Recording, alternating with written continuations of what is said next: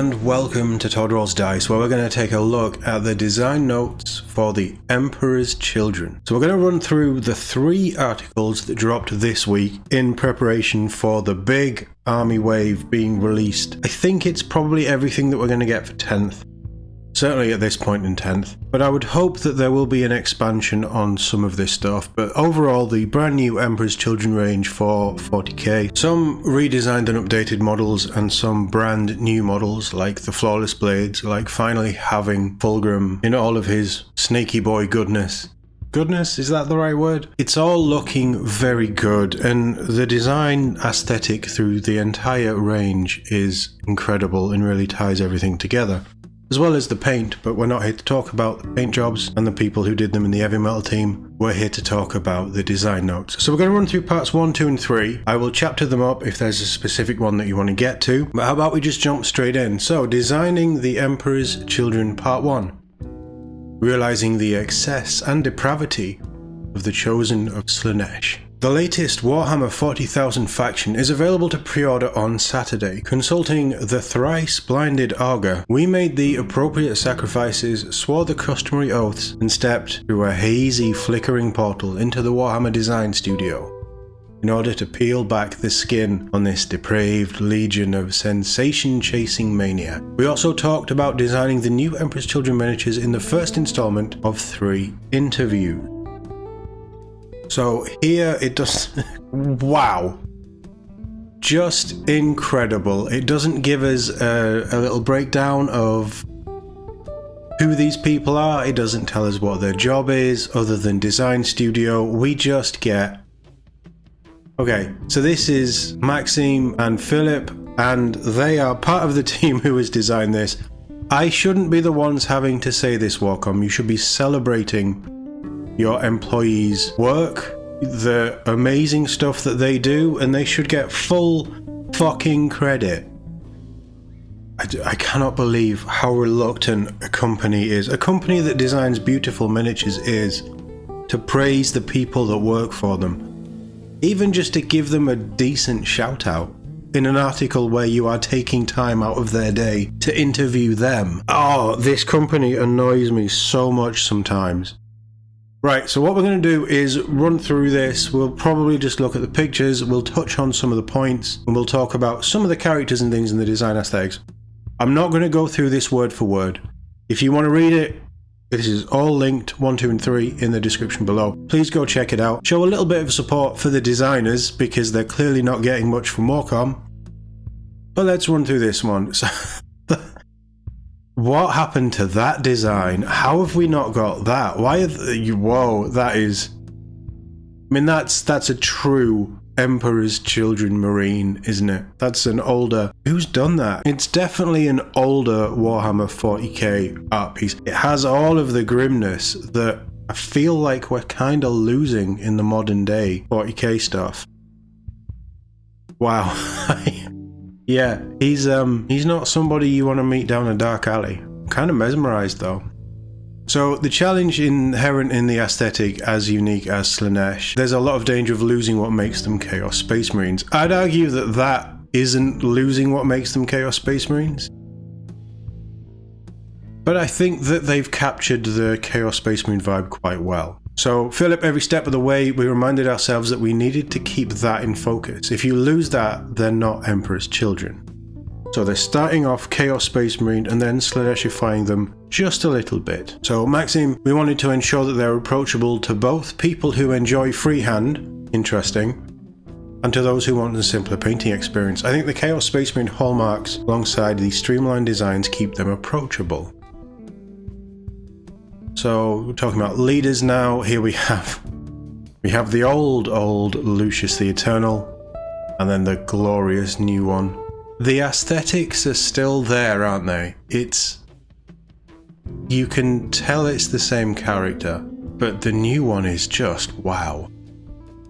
Maxime, I was a little apprehensive when approaching Lucius because I loved the previous miniature. You can see why. It has an air of charm about it, despite it probably being, 30 years old? Maybe older. It had some elements I wanted to retain, such as his extreme height, He's supposed to be the best swordsman in the galaxy, so I wanted the pose making the sword the main event, and you can absolutely feel that there. Sword out, almost beckoning you to try. So the sword is the Blade of Leia, which has given us the opportunity to come up with a unique design, something that looks uniquely alien, deadly, and exuberant with an ornate guard and oversized basket. I don't know if it looks alien, but how can you make effectively a rapier? It looks amazing, by the way, I'm not knocking it, but I don't know how you'd make it look alien. It still looks quite human to me. I looked the whip into the composition. I didn't want it to look like a tentacle, so I referenced torn ligaments to create something that conveyed the tensile elastic strength that you'd expect from a whip. Yeah, I would say that you got that vibe. I don't think it looks like a tentacle, or a series of tentacles. I think it looks like some guy's intestines, if I'm being honest. He also has a little sash to wipe off the blood off his blade. It's a little narrative event. Though he's thoroughly deprived, he still takes pride in how he treats his weapon. Again, I completely buy into that. And the trapped souls look like they're pushing through the armor itself. I had a lot of fun sculpting the face, making him look incredibly vicious. Really enjoyed what he's doing. Ironhand Space Marine was added on the base as a reference to the ongoing animosity between the legions. I didn't even see that there. That's cool. I mean, he clearly looks like he's enjoying who he's about to murder. I think it's a stunning model. I really do. Lord Exuberant. From Filip, the pose, the silhouette, the cape combined into a commanding presence. That's absolutely true. They genuinely just changing the weapons and the positioning of the head. They do have a different feel. I think that one's my favourite, but I have just seen the whip, and the whip looks really cool. The real challenge was getting all the weapons: the power fist, the power sword, the plasma pistol, screamer pistol, and the phoenix power spear without compromise. He's slightly more ornate than the rest of the range. We keep things cohesive while conveying his high rank. Absolutely, I buy that. He's the only miniature with a power sphere, another nod to the history of the Horus Heresy. Yeah, because their fancy Terminator units they all have, is it just Dikaran or something? They all have spears, so that's a nice touch. I would love a unit that just had spears as well. In 40k, I've said it before, we don't have enough axes. We also don't have enough spears. And we don't have enough rules for different power weapons. But, you know, that's the 10th problem. Definitely has that air of arrogance around him. Certainly that pose with that model there. But I think that one too, maybe. I prefer the helmet though. I think the helmet just it's like keeping the mystique. But yeah, I really like this model. I think they did really well with the Lord Exuberant. Lord Kakophonist, I am not sold on this model at all. So Filip, the essence of the miniature, is really conveyed into the pose too. He's hunkered down, heavily armoured, which adds some variety to your characters and matches the Noise Marines. I get that.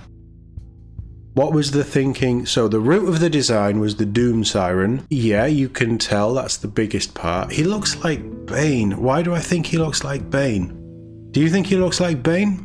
So it's a Doom Siren from a previous Noise Marine champion. We wanted to push it to the next level and make a character out of it. Okay. The original Doom Siren looked like a demon engine exhaust, but now it has its own identity. It certainly has more of the pipes of an organ, so it definitely has direction to it. Curving up with gargoyles. Yeah, on the side make it feel like bass speakers or subwoofers. It makes it feel like it's a weapon with a specific purpose in mind. And on top of that, it feels like the organ pipes, which keeps the sonic motif. So I'm slightly confused though, because there's a lot going on there. Where does the noise come from? Does it come from inside him because everything is wired up through? It's just a weird model. Maxime again, he exemplifies the oddity of sonic weapons. He and his alloys move rather slowly, contrary to the rest of the Emperor's Children, projecting an inexorable and inescapable wall of sound across the battlefield. Yeah, I'm still not sold. I love the helmet though. I think the helmet is perfect. It's just it's probably just the backpack. But then I suppose with the subwoofer vibe, if that's even what they are, I think that is. And then the organ pipes, and certainly seeing it from this angle here with the curve, so I don't think I would have had the subwoofers on.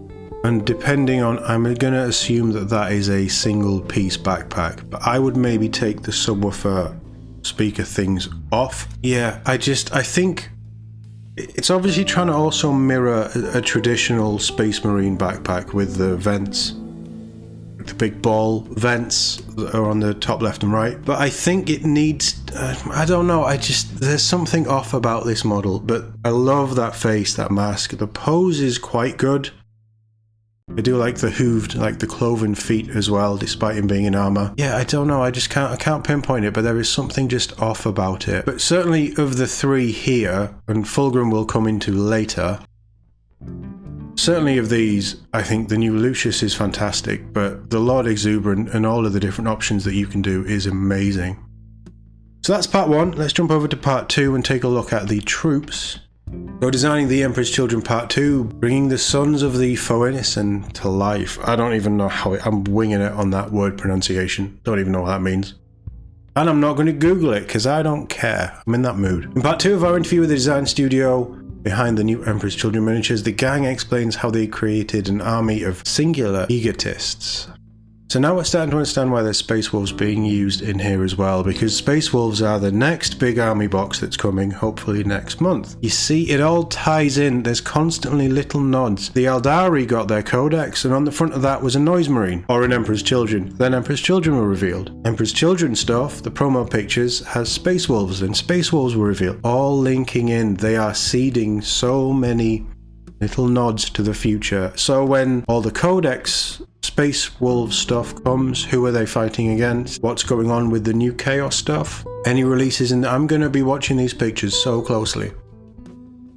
So we have Filip and Maxime again. We're talking about the troops this time, so I'm just going to jump through. That again feels like a proper Warhammer picture. Yeah, really good use of colour as well. Yeah, just excellent. And again, it's clearly a Chaos Space Marine. Not necessarily obvious if you don't know chapters and things, but the blade, the falchion will give it away, and then obviously a dagger, the colour anyway, and the overwhelming purple, pinks and purples. Then, if you look closely, crab claws, Slaneshi demons, that sort of stuff. It does give it away, but it's such a cool piece of art. I like it. So they wanted to create, this is Filip, create a visual heraldry through the armor, where generally the higher up in the ranks you go, the less armor you're wearing. But there are some expectations to that, as the Emperor's Children is full of egotists and esoteric individuals. Maxime, they tend to the androgynous and elongated, which let us explore some poses and attitudes beyond what you'd expect from Chaos Space Marines. If you want to show pride, you straighten up and puff out your chest. So the pose of the Lord Exuberant really exemplified this attitude. Filip, some of the Marines also have high-level motifs built into their armor, and while the design of the kits lends them some extra height, the poses give them the illusion of even more height as they are less tensed and compact than their peers. So the Noise Marines, I think they've done them. Wow, that guy's got a lot of eyes. Or maybe they're horns. Maybe it's teeth. Who knows? I think these guys have had the best glow up. It wouldn't have been hard, in all honesty, but I really do think these guys pop. And it works. For some reason, the Kakophonist doesn't work for me, but these guys it does work, and it's a similar design idea. But I also think that's why the Kakophonist doesn't work, because he's so similar to these. I don't know. Yeah, I'm unsold on that. But this, it feels like it would be a flamer of some sort. I don't actually know what the sonic cannons are. I always thought it was sound. But they have this like toxic element to it. They look gas fed. Definitely could be a flamer of some kind, as well as potentially noise. But then I suppose the noise would come from the backpacks, and then... yeah, I don't know. I just think that they look really cool. Back with Maxime, Noise Marines are equivalent to Havoc's long-range support fighters who plant themselves in the ground with heavier poses, an armour that feels more substantial with raised gorgets. We put a lot of work into designing the Screamer pistols, Sonic Blasters, and Blastmasters. I thought that they were blasters. These are weapons, not instruments, so they needed to feel threatening, with the instrumental elements there to add textures. The dials, levers, turning parts, and gargoyle muzzles lend them that sonic element, but the rest of the design is centered on being guns, and I suppose they are guns, aren't they? We wanted to ensure they had a lot of options across the kit, from swappable muzzles, that's cool, to backpacks and shoulder pads. Yeah, there are different backpacks, aren't there? They're more detailed than the Tormentors and Infractors, as they're elites. You could imagine that this particular Chaos Space Marines have been around since the Horus Heresy, fighting alongside Fulgrim himself. Yeah, I'd agree with that. I think they definitely have that. Let's just jump through it. Stuff like that comes from the shoulder pads for me, and which shoulder pad and armor style do they have? I think you could... Yeah, I think that works. The armor definitely feels, across this whole new range, I guess, the armor feels very Heresy style. Flawless Blades, I love these guys. I think these are just... I don't know how good they are rules-wise. I think just the models are excellent. I think it's the poses, definitely the weapons help because it's just a cool, very evil-looking sword design. But then again, they've got that whole vibe. I suppose they do look like the original art as well that we were talking about in part 1 with the bare chest. They have less armor. Yeah, these guys have been around for a while, and I don't know what it is, but they sing to me. And the backpacks again is a massive nod to Heresy and that age, and that's exactly where Chaos is coming from. They have ramshackle armor, they've cobbled it together, they've probably repaired it, or they've just let it go and mutations have taken over. But the thing that I think Chaos Space Marines have going for them is that they look very traditionally Space Marine, but then twisted and warped, as opposed to the new Primaris stuff, which is just too clean for me. This isn't a video about bashing Primaris and that style, this is a video about embracing this new Emperor's Children design aesthetic, which I think they've nailed. I said that in the last part. But 100%, I think these guys look so good. So Filip, the Flawless Blades are arrogant warriors who battle for the direct entertainment of demonic patrons. There's a lot of bare skin here and necks and abdomens exposed. One even has fabric stapled directly into his bare skin. Grim, we're not seeing that here. That's chaos. Look at that one with his stupidly long Gene Simmons-esque tongue licking his blade. That one's cool as well with the dagger and that's very reminiscent of that. Oh wow, they've done such a good job with the Flawless Blades. I might have to pick up a box of these guys. Maxime, they aren't wearing gloves, a detail I really like. You see, I think duelists would always wear gloves, but what do I know? When you go to war with weapons like this, your hands are the first things you protect, but these guys want unfettered access to the sensations of dueling and have the arrogance to do so without protection. Actually, that makes perfect sense. That's a solid design reason not to have gloves.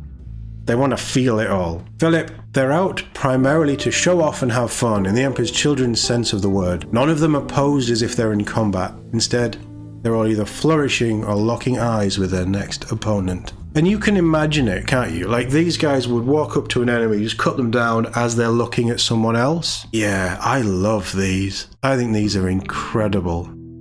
And I think that gold paint, that style there, is very much a nod to Heresy, some sort of Heresy Emperor's Children model. Were there elites?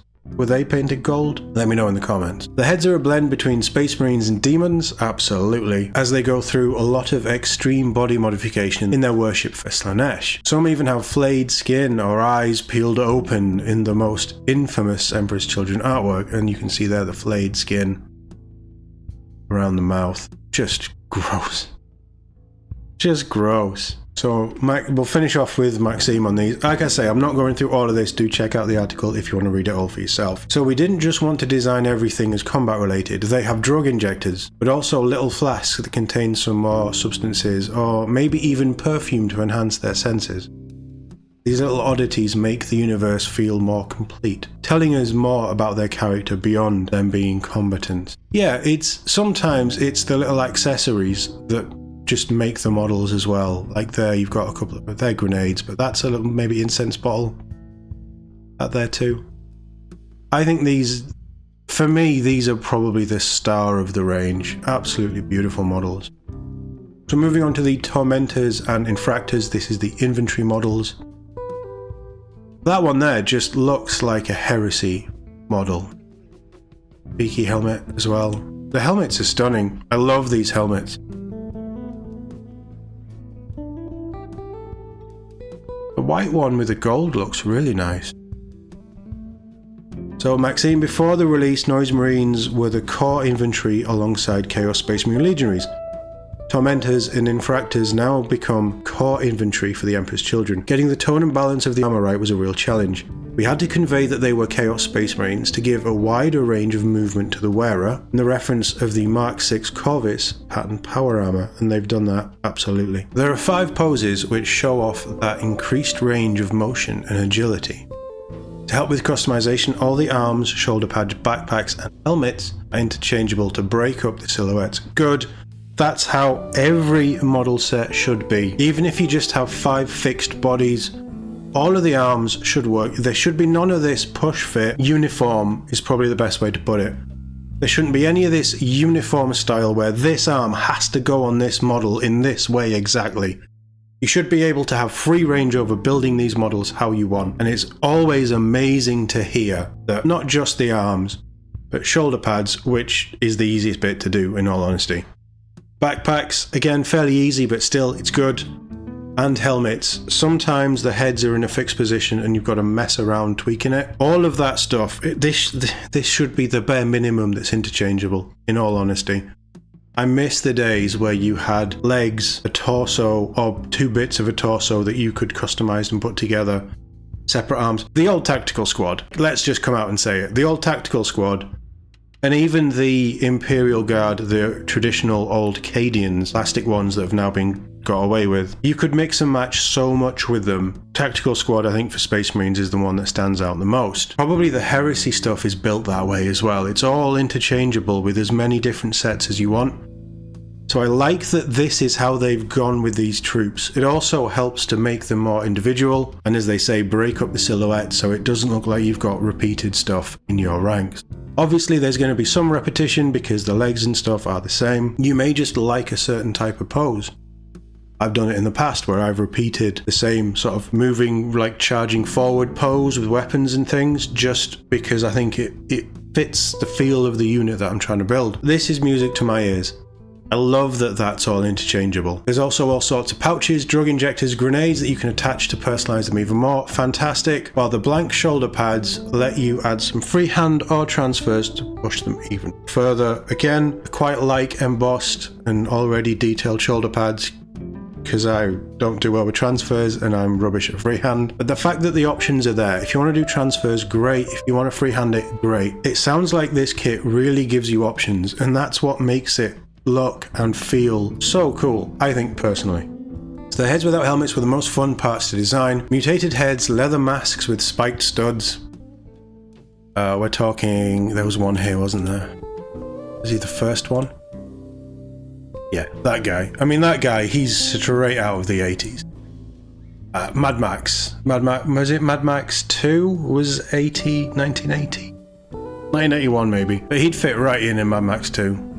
And 3, I suppose. Where were we? All the debauched stuff. Some helmets have the classic Chaos Space Marine designs with a touch of Slaaneshi flavour, while others are very Emperor's Children coded with smooth shapes and that open mouth speaker design. There are also the pure Mark VI beaky helmets with modifications. Yeah, 100%. And it's those Space Wolves. I don't know if we probably will get one of these when the Space Wolf stuff comes out. But the new, not Longfangs, they haven't announced anything on Longfangs. The Grey Hunters, they have traditional sort of Mark VIII previous helmets. So the Heresy era helmets. Heresy? They have Heresy era helmets built into there. Obviously it's Primaris scale. I'm still refusing to call the new Space Wolves Primaris, because I just think they're true scale Marines. But the helmet-wise, it is the older stuff, and they've done it with these guys as well. They've mined the older, more traditional, more favoured helmets and brought them back. The fact that you're getting beaky helmets that fits these guys and the armour and the idea of how they functioned and how long they've been in the warp, I'm all down for it. This is excellent. So there are 3 icons of excess in the kit. 2 are Emperor's Children and 1 is for Slaanesh. So they can be mounted on a backpack, but they can also be used to mount on vehicles. So even though this kit has them in here, you can do whatever you want with them, which is great. These look good. I like these every time I see them. I'm drawn to them just because they look really cool. They've been designed so well. And I think they're quite minimalist in a lot of places. It's a little bit more simple, but then they have these little flares of detail and like the different engravings and things. Certainly the shoulder pads. The helmets have quite a bit of detail on, but then you've just got these bare chests and whatever this sort of abdomen panel is. It looks very maneuverable, very lightweight. Gives them the feeling that they are faster. They have that scouty element, but obviously with a 7-inch move to back them up in game, you want them to be looking like they're moving across the tabletop at great speed. And I think they've done that with all of these. And it's the customization that really needs to come back into 40k, certainly to have me excited about building stuff.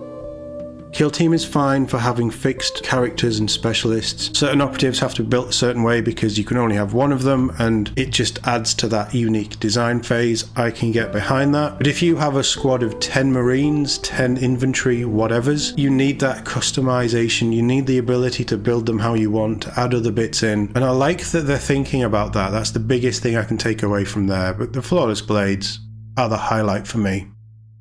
Okay. If you want to read the rest of it, do check out the article. It's all linked in the description below. We're now going to jump over to part 3, which is all about Fulgrim.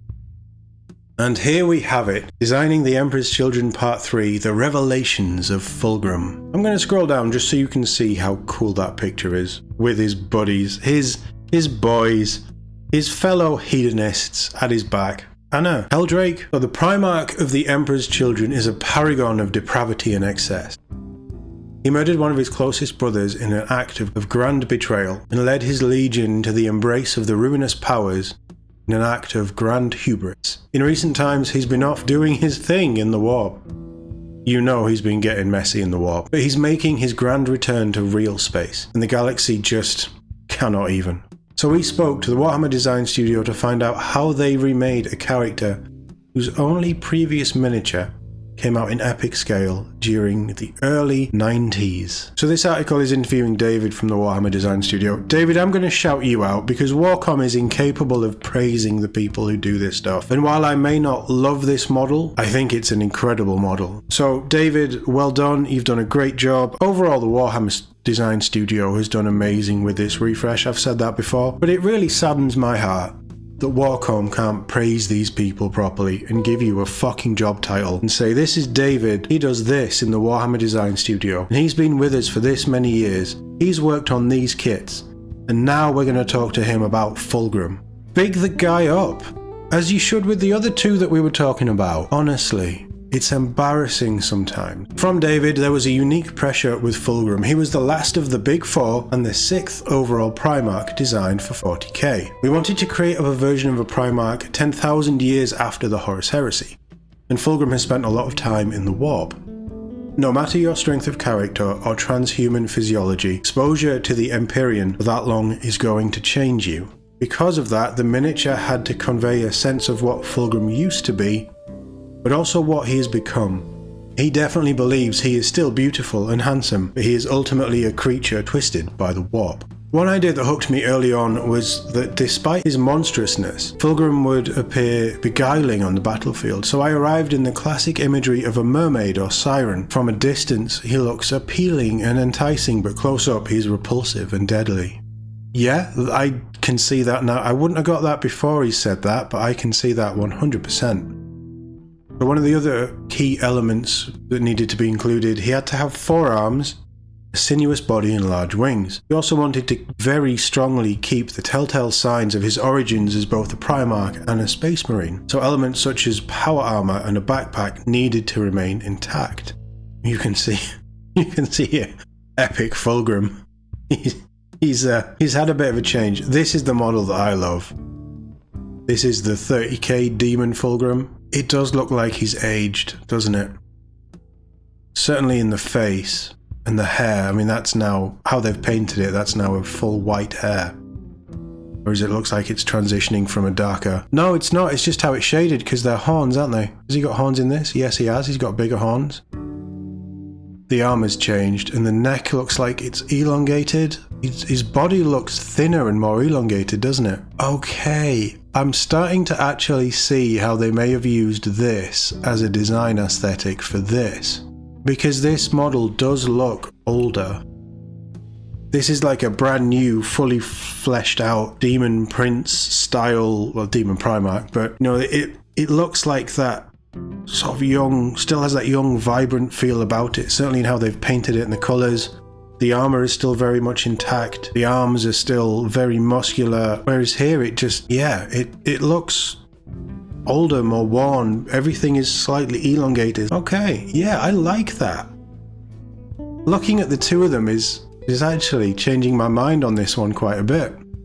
Still prefer that one. So again, we're back with David. While there have been images of Fulgrim's demonic form present for many years, and even one very old, very small miniature, which is adorable. The piece of art that resonated most with me was the cover of his Primarch novel. I think that's that one there. I referenced some of the angular shapes for the armour, and wanted to keep those intact with two faces present on the knees. His armour will, of course, have warped to accommodate his new form over his many years in the warp, shifting to become hip panels with lurid demonic faces. Yeah, okay, that's a cool nod.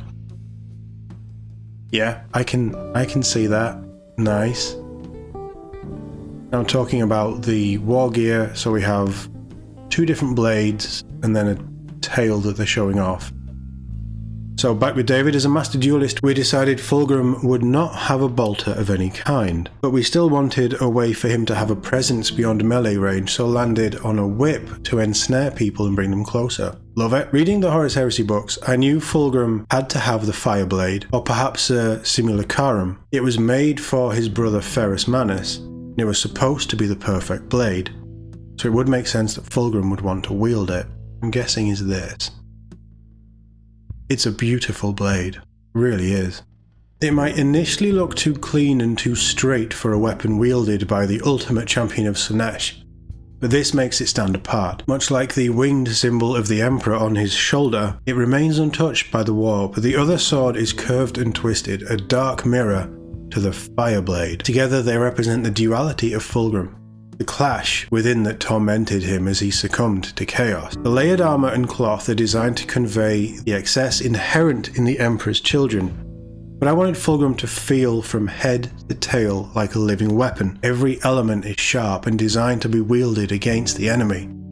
If you're foolish enough to grapple this Leviathan, you'll end up torn to pieces. There's definitely a lot of spikes and sharp edges and pointy bits. I suppose Fulgrim likes pointy bits. Yeah, I'm starting to see it now, and you can see it there as well. I do love that blade. That is such a nice blade. So we have 5 heads with this one, and now we're going to talk about... I like that one. I don't know, I might prefer that one, bottom right, but I do like the helmeted one because it just looks so completely off. Do they talk about the helmeted one actually? So again, back with David, the first face I designed for Fulgrim was one of the smiling ones, and while I was sculpting the rest of the miniature, it was constantly in my periphery, and it inspired me to add more. I felt it important not to make one handsome, one demonic, and so on, and so instead they're all the same face with different expressions for each person to choose from. I also designed a helmet that has the benefit of being simpler to paint for people who find faces daunting. It also helps to reinforce the idea that the genesis of Fulgrim is still Space Marine.